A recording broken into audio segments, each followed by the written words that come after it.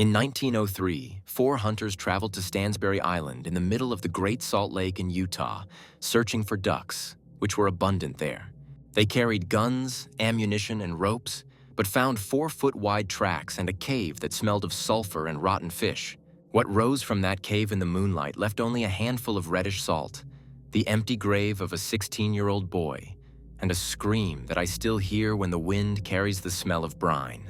The morning of July 30th was hot and cloudless, with that special merciless sun that turns Salt Lake into a blinding mirror. The air above the water shimmered, distorting the horizon, and mirages danced on the distant shores, showing mountains where there were none.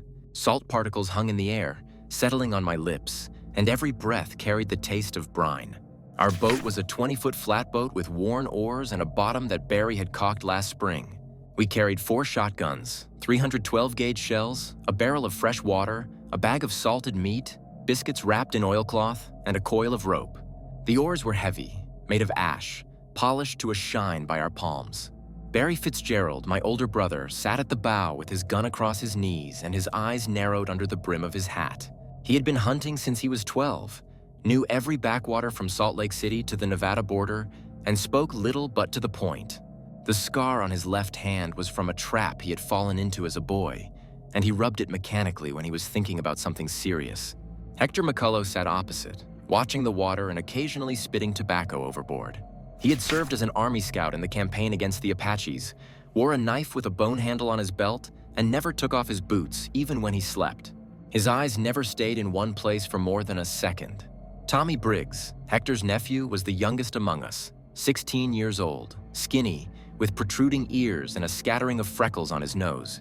It was his first real hunt, and he held his rifle as if it might fire on its own. His mother had asked us to look after him. We promised. The ferry left the Tooele dock at 6 in the morning. Ezra Whitaker, an old ferryman with skin tanned by the sun and salt to the color of old leather, ferried us across in silence until he began to untie the rope from the island. Then he leaned over to me and said in a low voice that horses were disappearing on the island. Entirely. No bones, no blood. The ranchers blame mountain lions, but he's seen the tracks. It's not a lion. It's something big. He told us to be back before sunset. Barry chuckled and asked if the old man had been reading too many cheap novels. Ezra didn't answer. He pushed the ferry away from the shore and didn't look back. Stansbury Island lay before us in rolling hills covered with wormwood and saltbush. The white crust of salt crunched under our boots, and each step left a mark, like on fresh snow. The heat weighed heavily on our shoulders, and within an hour, our shirts were sticking to our backs. We headed east, toward the backwaters where the ducks usually gathered. By 9 in the morning, we reached the first small lake. It was empty. Not a single duck, not a quack, not a flap of wings. Barry frowned. At this time of year, there should have been hundreds of birds here. Then Tommy pointed to the sky. Something was moving against the backdrop of the sun, too slow for a bird, too big for anything I could name. A bright spot, like a piece of cloud detached from the sky. It floated slowly from east to west, and I squinted, trying to make out its shape, but the sun blinded me. Hector said it was probably a pelican. Barry didn't answer. He was looking up, his hand frozen on the butt of his rifle. Then salt began to fall from the sky. Large crystals, the size of fingernails, fell on us like hail. They got stuck in our hair, lodged under our collars, and stung our eyes. I covered my face with my hand and felt the crystals scratch my skin. Tommy cried out that one had gotten in his eye, and Hector dragged him under the ledge of the rock. The salt rain lasted about 3 minutes. Then it stopped as suddenly as it had started. When I looked up, the bright spot had disappeared. The sky was clear and mercilessly blue. Barry said we had to keep going. His voice was steady, but I could see his knuckles turning white on the rifle. We walked until noon, checking one backwater after another. They were all empty. No ducks, no waders, not even seagulls. The island, known for its abundance of game, was silent. The only sounds were the crunch of salt under our feet and our breathing. Around noon, we stopped at the foot of a hill to eat.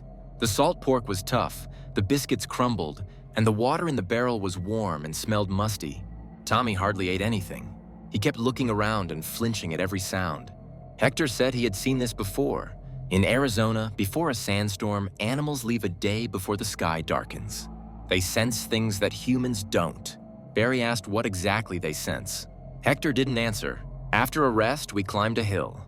From the top, we could see the western part of the island, cut by ravines and strewn with boulders.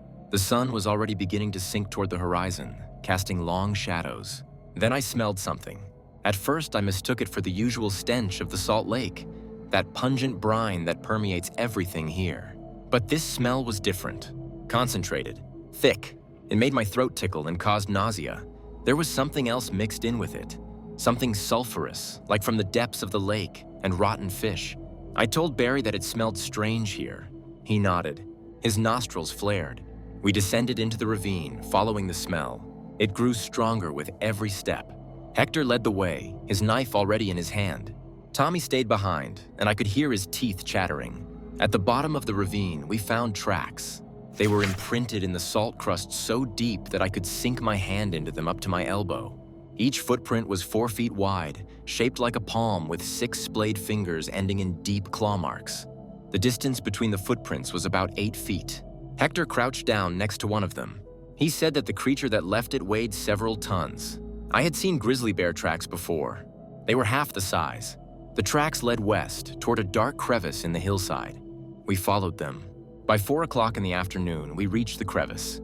It turned out to be the entrance to a cave, wide, about 15 feet high, with edges covered with a thick layer of salt.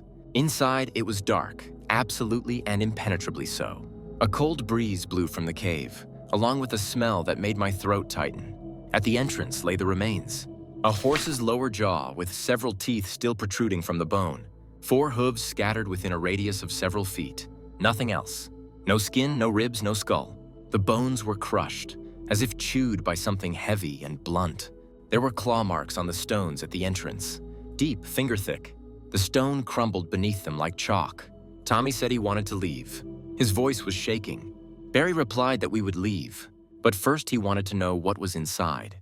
Hector said that if we went in, we might not come out. Barry looked at him for a long time. Then he turned toward the cave. We didn't go in, but we didn't leave either. Barry decided we would wait until dark. If something lived in that cave, it would come out to hunt at night. We would lie in wait, see the creature in the moonlight, and then decide what to do. He spoke calmly, as always, but I noticed him checking the cartridges in his rifle.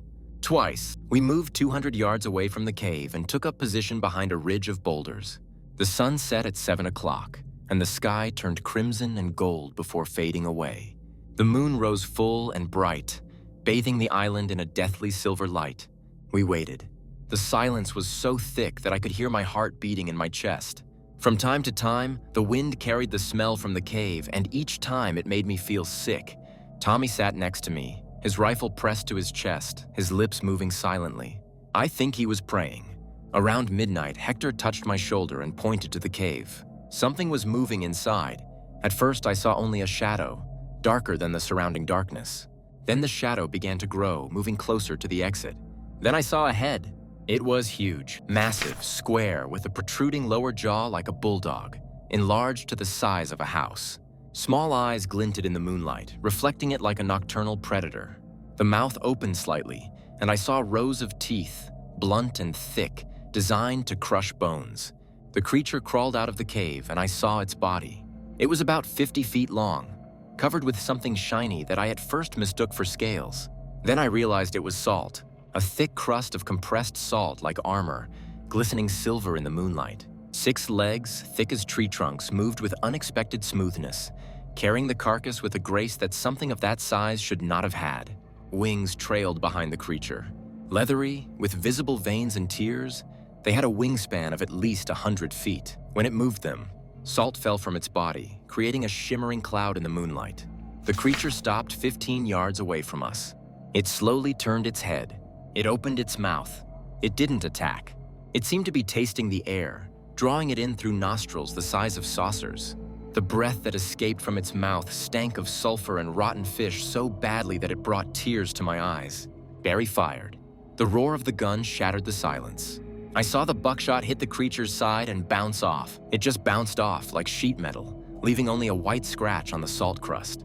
The creature turned its head toward Barry. It opened its mouth wider and screamed. I will never forget that sound until the day I die. It started low, like the mooing of a frightened calf, long and plaintive. Then it turned into a growl, guttural and deep, making my chest vibrate and my bones tremble. The echo reverberated off the rocks of the island for several seconds after the creature fell silent. Then it soared into the sky. Its wings spread, and the first flap created such a wind that it threw me to the ground. Salt dust filled my eyes, nose, and mouth. I coughed and rubbed my eyes, trying to see something. When my vision returned, the creature was already circling above us, a black silhouette against the moon, salt falling from its body like snow. Tommy ran. I heard him scream, heard the sound of his boots on the salt crust. Hector yelled at him to stop, but the boy didn't listen. He ran toward the shore, toward the boat, away from this nightmare. The shadow covered him. I saw the creature dive from the sky, its wings folded along its body, its 6 legs stretched out in front. I heard Tommy scream my name, then the flapping of wings, then a sound I took for the crackling of breaking branches, then silence. The creature rose back into the sky and disappeared over the hill. We lay behind the boulders, not moving, not breathing. I don't know how much time passed. Minutes, hours. The sky began to gray in the east when we finally decided to move. We found Tommy's rifle on the shore, right by the water. It was covered with a thick layer of salt, as if it had been lying there for years. We found no bodies, no blood, no scraps of clothing, nothing. We spent the rest of the night barricaded with rocks in a crevice between boulders. Barry and Hector took turns firing into the darkness at every sound. By dawn, we had less than 20 rounds left. When the first rays of sun painted the sky pink, we heard a rustle coming from the cave. I peeked out from behind a rock and saw the creature slowly crawling back into its lair. In the daylight, it looked even more wrong than it had at night. The salt crust on its body glistened like broken glass. Its wings dragged along the ground, leaving furrows. Its tail, long and powerful, with a thickening at the end, swept up the salt. It disappeared into the darkness of the cave. We waited another hour. Then we ran. I don't remember how we got to the boat. I only remember the crunch of salt under my feet, my burning lungs, and fear so strong that my legs buckled. We pushed the boat into the water and began to row without looking back. Halfway to the mainland, Hector pointed to the island. Something was circling above it. A black dot against the morning sky, too big for a bird, too slow for anything that should fly. It circled round and round as if patrolling its territory. Then it dove down and disappeared behind the hills. Ezra Whitaker was waiting for us at the pier. He looked at our faces and asked no questions. He just nodded and said his ferry no longer ran to Stansbury. We didn't talk about what we had seen. Not then. Barry sold the farm 3 months later and moved to California. I heard that by 1910 he had drunk himself to death. Hector returned to the island a year later with a group of journalists from Salt Lake City. They found the cave filled with rocks from the inside. There were no traces. The creature had disappeared or gone deeper underground. I wrote everything down in my diary and gave an interview to the Los Angeles Times. They printed the story on the back page under the headline, "Hunting Tale from Big Salt Lake." No one believed it. The scientific community ignored it. Local ranchers preferred not to talk about their missing horses. Tommy Briggs's parents never received his body for burial. His mother came to see me every year until she died, asking what really happened. I told her the truth. She nodded, cried, and left. I don't know if she believed me or not. I kept a handful of salt from that island, the kind that fell from the sky when the creature flew over us. The crystals were large, with a reddish tint that ordinary lake salt doesn't have. I kept them in a tin box until my wife died, then threw them away. They reminded me of too much. As for me, I wrote down what I saw, even though I know that no governor or scientist will accept it at face value. We came to hunt ducks. We found something else. Something ancient that had lived in that cave, perhaps for centuries. Something covered in salt from the lake like armor. Something that hunted horses, and when there were no more horses, hunted us. Sometimes at night I wake up to the smell of salt, and I hear Tommy shouting my name. We came to hunt, but on that island, something else was the hunter. And it's still there, in that cave, waiting. And I know that if I ever smell that smell again, concentrated brine mixed with sulfur and rotten fish, if I see salt rain falling from a clear sky, no gun, no courage, no promise will make me stay. Because I've seen what lives in the salty depths, and I know that some places do not belong to us.